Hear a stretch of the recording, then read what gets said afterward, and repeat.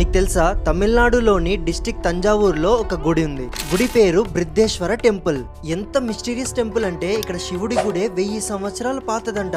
100 పైగా గుడిలోని రహస్యాలు ఉన్నాయి. మొదటిగా ఈ గుడి బేస్మెంట్ లేకుండా కట్టించారు, అంటే భూమిపైనే డైరెక్ట్ కట్టించారు. అండ్ ఈ గుడి మొత్తం గ్రేనైట్ తో కట్టించారు. అది కూడా కొంచెం గ్రేనైట్ కాదు, టోటల్ గా 130,000 టన్నులతో కట్టించారు. ఇంతకంటే షాకింగ్ విషయం ఏంటో తెలుసా, అసలు గుడి చుట్టూ ఎక్కడే గాని గ్రేనైట్ దొరకదంట.